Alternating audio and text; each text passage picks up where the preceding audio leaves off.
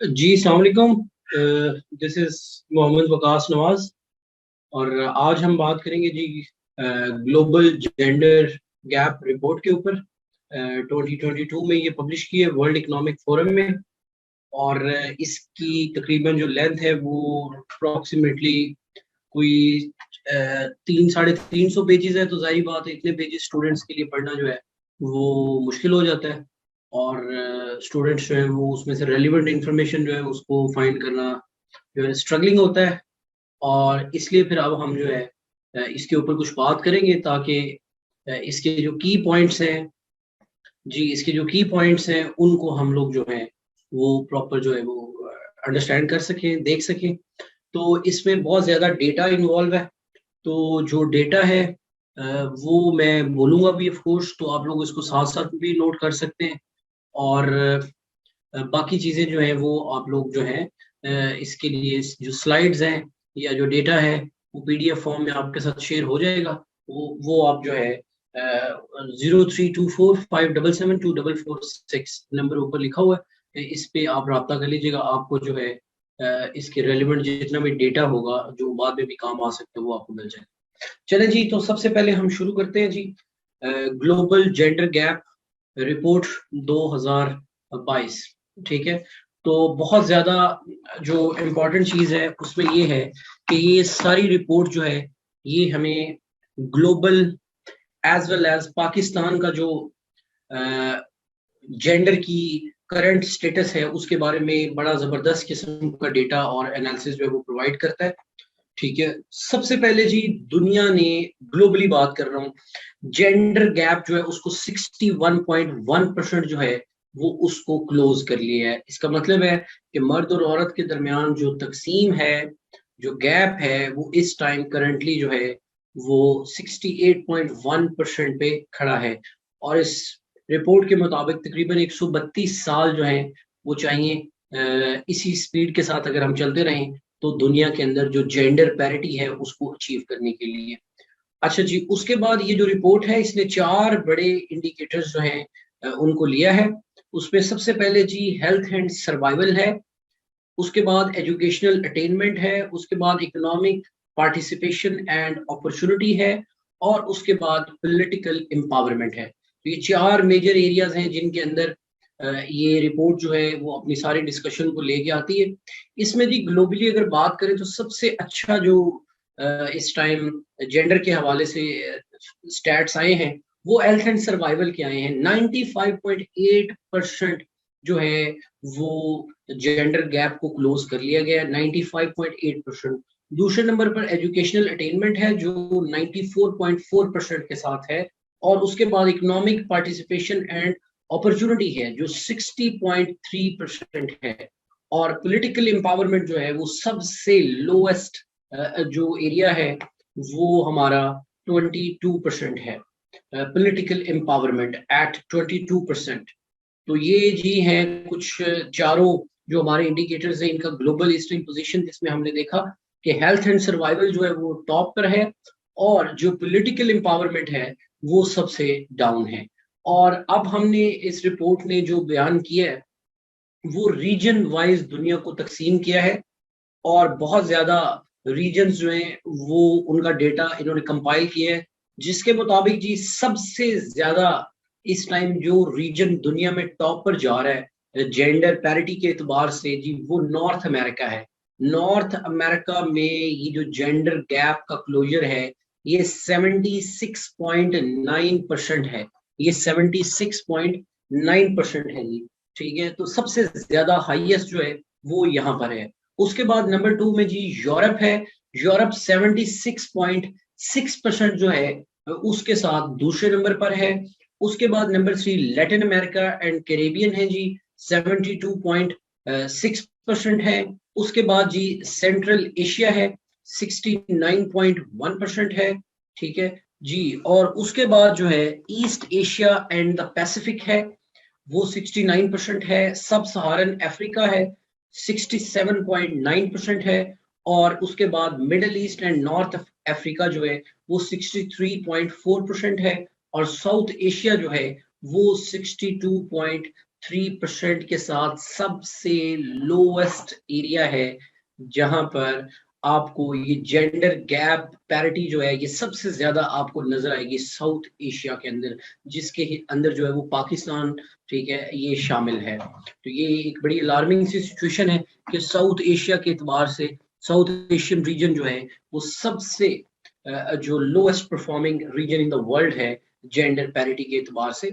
चलें जी, अब हम थोड़ा सा बात कर लेते हैं कि ये जो 4 इंडिकेटर्स मैंने बताए हैं, इकोनॉमी के रिलेटेड, पॉलिटिक्स के रिलेटेड, हेल्थ एंड एजुकेशन के रिलेटेड, और जो आपकी एजुकेशनल अटेनमेंट है उसके एतबार से। तो सबसे पहले जी हम बात कर लेते हैं कि इस रिपोर्ट ने ये जितने भी इंडिकेटर्स हैं चारों, इनके अंदर कुछ सब इंडिकेटर्स हैं और जिनका इस्तेमाल किया है। फॉर एग्जाम्पल, सबसे पहले अगर मैं बात करूं इकोनॉमिक पार्टिसिपेशन एंड अपॉर्चुनिटी की, तो उसके अंदर जी सबसे पहले जो इंडिकेटर हमने मेजर करना है। अब यहाँ पर मैं थोड़ी सी बात करना चाहता हूँ इंग्लिश ऐसे के हवाले से और जेंडर स्टडीज के एतबार से। बहुत सारे स्टूडेंट्स ये समझते हैं कि हम जब पैराग्राफिंग करेंगे इंग्लिश ऐसे के अंदर, या जेंडर स्टडीज के स्टूडेंट्स जब जेंडर का एनालिसिस करेंगे, तो उनको लगता है कि शायद हम जब सिर्फ एक वर्ड लिख देते हैं ना कि वुमेन जो है उनको इकोनॉमिक राइट्स नहीं मिल रहे, पॉलिटिकल राइट्स नहीं मिल रहे, या उनके लिए एजुकेशन एंड हेल्थ के इश्यूज हैं, तो वो सिर्फ इतनी सी बात जो है वो करके जी, वो इतनी सी बात करके वो आगे निकल जाते हैं। हालांकि अगर आपने एक भी अच्छी रिपोर्ट पढ़ी होगी, तो वो लोग सब इंडिकेटर्स का इस्तेमाल करते हैं, बहुत सारे एरियाज बताते हैं जो किसी एक फर्दर बड़े इंडिकेटर के नीचे जो है वो किसी चीज की रिप्रेजेंटेशन कर रहे होते हैं। मिसाल के तौर पर अगर आपने कभी भी CSS की तैयारी के दौरान या ओवरऑल अगर आपने इकोनॉमिक पार्टिसिपेशन एंड अपॉर्चुनिटी की बात करनी होगी, तो आप लोगों ने सबसे पहले उसमें देखना है कि लेबर फोर्स जो पार्टिसिपेशन रेट है जी, वो कितना है, लेबर फोर्स पार्टिसिपेशन रेट। उसके बाद number 2, wage equality for similar work जी। उसके बाद एस्टिमेटेड अर्नड इनकम है जी। उसके बाद legislators, women as legislators, senior officials and managers। और उसके बाद जी प्रोफेशनल एंड टेक्निकल वर्कर्स। तो ये जी 5 एरियाज हैं।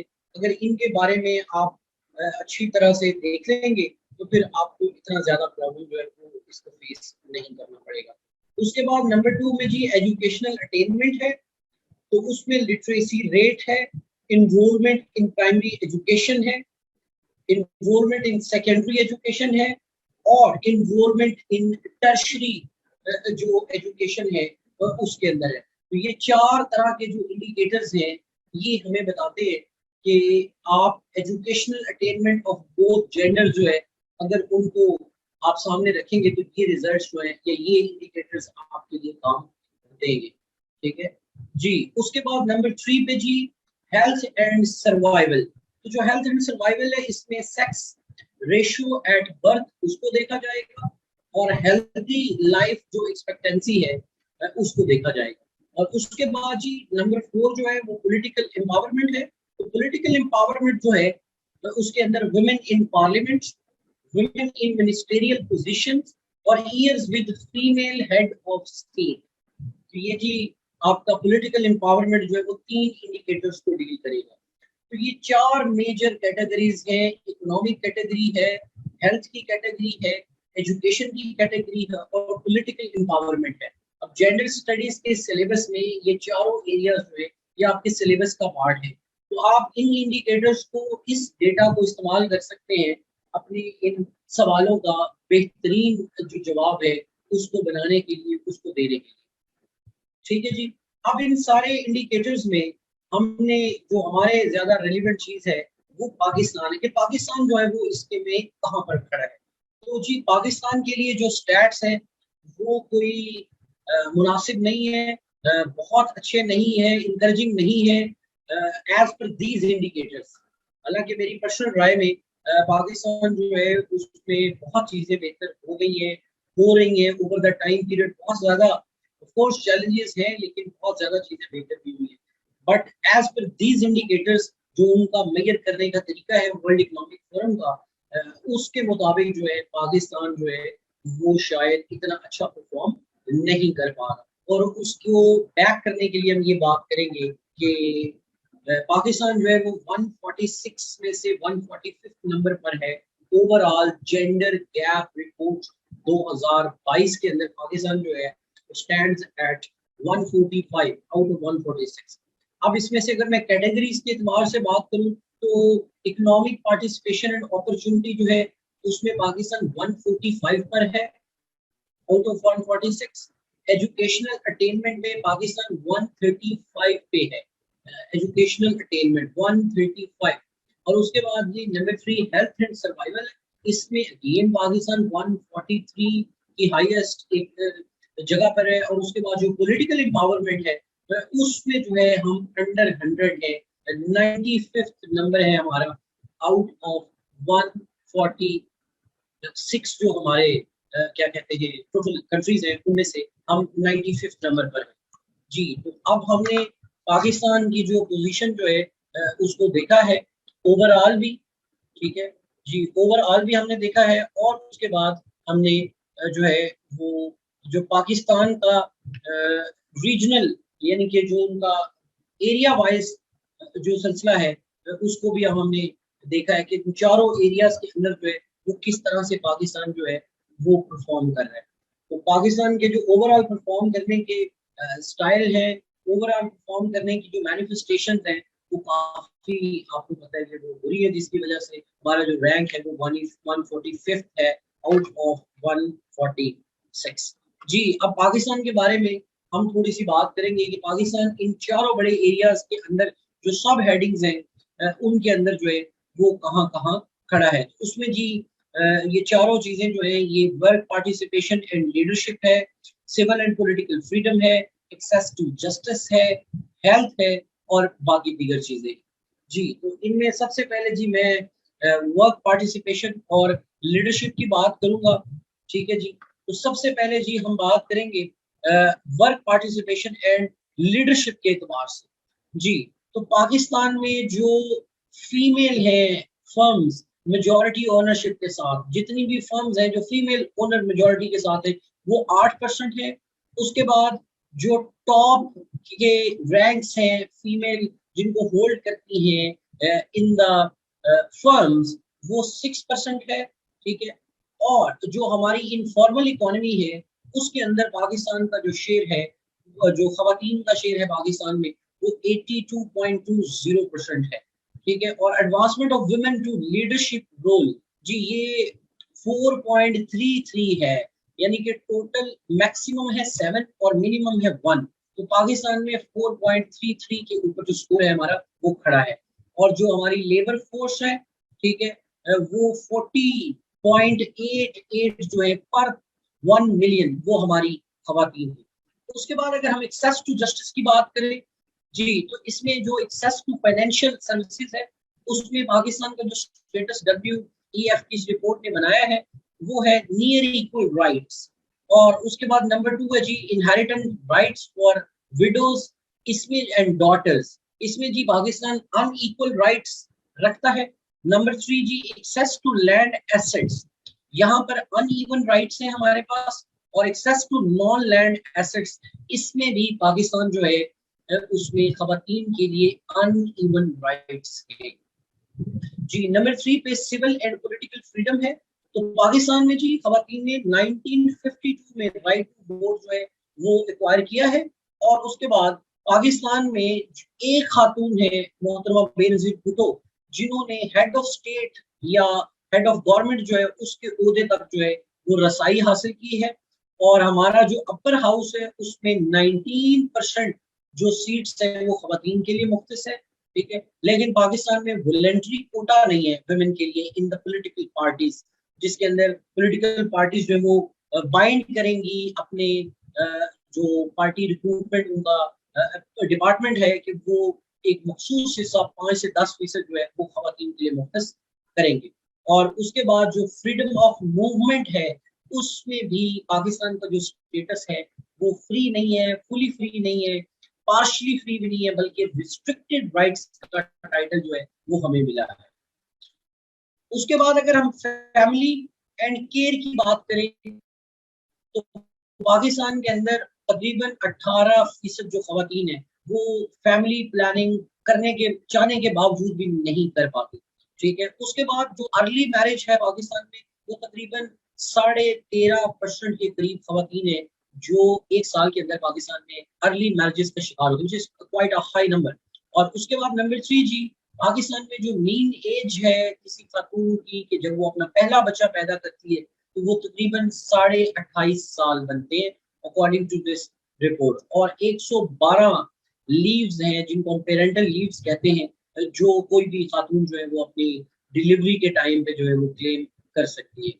और उसके बाद सबसे एंड पे बहुत जरूरी ये डेटा है कि पाकिस्तान में 85% इज क्वाइट अ नंबर।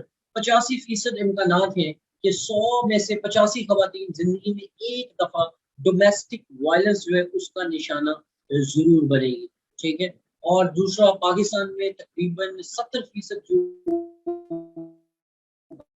बच्चे हैं वो सेहतमंद, और जो 31%, 30% जो बच्चे हैं वो अताई डॉक्टर या जो हमारे यहाँ दाइयों का कल्चर है वो अनसेफ जो कंडीशन उनमें पैदा होते हैं। और उसके बाद जी मैटरनल मोर्टेलिटी रेट जो है वो 140 है, 1 लाख में से 140 जो आपका मोर्टेलिटी रेट है वो ये है। उसके बाद आपका टोटल फर्टिलिटी रेट जो है वो 3.4% है, 3.45 चिल्ड्रन है पर वुमेन। यानी कि पाकिस्तान में जो एवरेज खातून है वो तकरीबन 3.45 बच्चे जो है वो एवरेज पाकिस्तानी खातून जो है वो करती है। और उसके बाद जो रिप्रोडक्टिव ऑटोनॉमी है, कितने बच्चे पैदा कर सकते हैं, कब कर सकते हैं, इसमें जो है इसमें भी पाकिस्तान की जो खातून है उनकी राइट्स शामिल है। ठीक है जी, तो that's all about it. Thank you so much. और जितना भी डेटा है जो वो इंशाल्लाह आपके साथ शेयर कर दिया जाएगा। आप ऊपर जो दिया गया नंबर है उस पर व्हाट्सएप कर लीजिए, तो जितना भी इस रिपोर्ट के अंदर आपके कार्य में डेटा है वो आपसे चार्ट्स के फॉर्म में शेयर कर दिया जाएगा। थैंक यू सो मच जी, थैंक यू, थैंक यू।